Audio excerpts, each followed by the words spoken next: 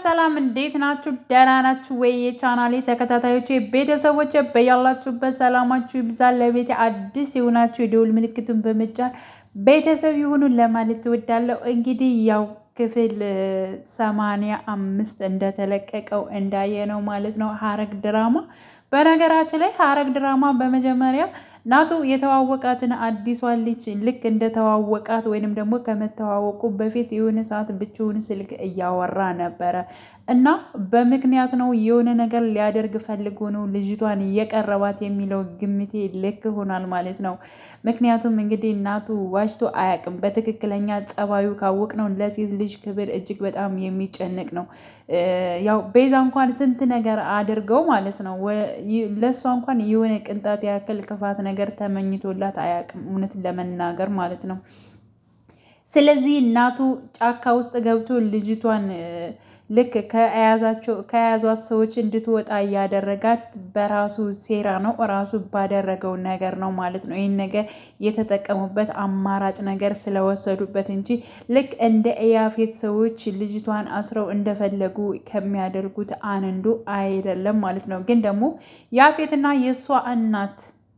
የእሷ እናት የሚሰሩትን ስራ አይነት ነው ሰርተው እያሳዩቸው ማለት ነው። ምክንያቱም እነሱ ሆነው እንዲጠረጥሯቸው ማለት ነው። እና እናቱ ልክ ልጅቷን እንዳስመለጣት እንደውም ምን አልኳችሁ መሰላችሁ? እኔ ሁለታቸውን ዘርሮ እንደዚያ ሲመታቸው ዝም ብለው ያው እንደተኙ ሲቀሩ አሰብኩኝ። ለምን መሰላችሁ? አንደኛ በምንም የተመቱት ነገር የለም፣ በካልቾ ነው የተመቱት። መነሳት ይችሉና ልጅቷንም እንዲሁ እናቱን መማታት ይችሉ ነበር። ግን ደግሞ ያው የናቱ ሰዎች ስለሆኑ ልጅቷ እስከምትወጣ ድረስ እነሱ ምንም ያደረጉት ነገር የለም ማለት ነው። ስለዚህ እንደገና ደግሞ ያስጠረጠረኝ ነገር እንደዚሁ ቁጭ ብለው ሲያወሩ ከልጅቷ ጋር እኔ ስራ የለኝም፣ እህቴ ነች የምታስተዳድረኝ፣ ስለዚህ እህቴ በምሰራው ስራ ነው የማድረው፣ ስራ የለኝም፣ ስራ ፈላጊ ነኝ በማለት እንግዲህ ተናግሯል ማለት ነው። እና ይህን ነገር ሲዋሽ በቃ ዝም ብሎ ለሆነ ነገር እንደቀረበ እጅግ በጣም ገብቶኛል ማለት ነው።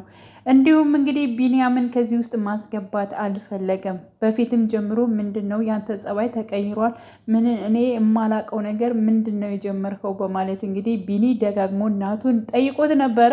ናቱን ግን መልስ ሊሰጠው አልቻለም ማለት ነው። ምክንያቱም ቢንያምን ሌላ ውስጥ ማስገባት አይፈልግም። ራሱን መስራት ራሱን መወጣት ነው የሚፈልገው። ኤፉዬ እንግዲህ ልብሷን ልትወስድ የመጣች ጊዜ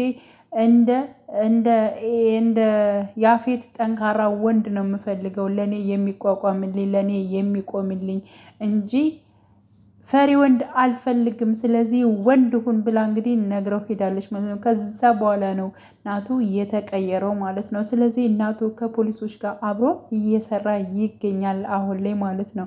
በትክክል ከእነሱ ጋር ነው የሚሰራው ወይንም ደግሞ እራሱ ካደረጃቸው ሰዎች ጋር ነው የሚሰራው ብዬ ነው የማስበው ማለት ነው።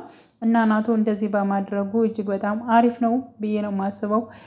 ሲቀጥል ያው በዚህ ፍጥነት እሷ የምትከታተለኝ አልመሰለኝም ነበር በማለት እንግዲህ ተናግሯል ማለት ነው። ያ ማለት የአዲሷ ልጅ እናቱ ናቱን እንደምትከታተለው ማለት ነው። እንደዚህ በአጭር ጊዜ ውስጥ አላቅም ነበረ፣ ግን ደግሞ እንደዚህ እያደረገች ነው እየተከታተለች ነው በማለት ሁለት ሰዎች እሷም ደግሞ ተከታተሉት ብላ አሳልፋለች ማለት ነው።